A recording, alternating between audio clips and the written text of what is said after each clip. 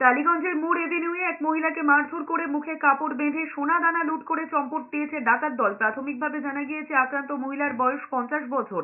ডাকাতির সময় তিনি বাড়িতে একাই ছিলেন, সামনেই তার ছেলের বিয়ে। রবিবার পাকা দেখা ছিল। ছেলের বিয়ের জন্যই প্রায় 10 লক্ষ টাকার সোনার গয়না কিনে রেখেছিলেন। সম্ভবত সেই খবর জানতে পেরেই ওই বাড়িতে হানা দিয়েছিল ডাকাত দল। ঘটনার সময় ছেলে বাড়ির বাইরে ছিলেন। সেই সুযোগটাকেই কাজে লাগায় দুষ্কৃতীরা। ডাকাতেরা সংখ্যায় কতজন ছিল সেটা এখনো স্পষ্ট নয়। পুলিশ জানতে পেরেছে তাদের প্রত্যেকেরই মুখে কাপড় দিয়ে ঢাকা ছিল। সেই কারণে বাড়ির কর্ত্রী তাদের ঠিক মতন চিনতে পারেননি।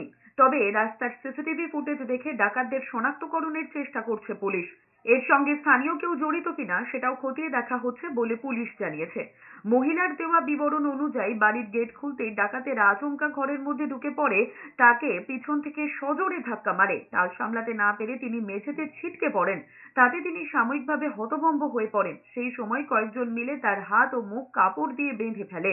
ডাকাতেরা চলে যাওয়ার পর দীর্ঘক্ষণ তিনি মেঝেতে ওই অবস্থাতেই পড়েছিলেন।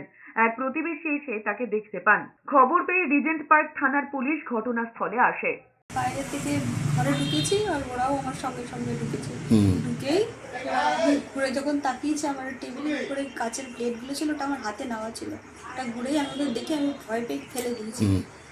তারপরে ওরা আমি পাশের বাড়ির মাসিমা আছে, খুব জোর চিৎকার করেছে। চিৎকার করাতে ওরা দরজাটা বন্ধ করে দিয়েছে।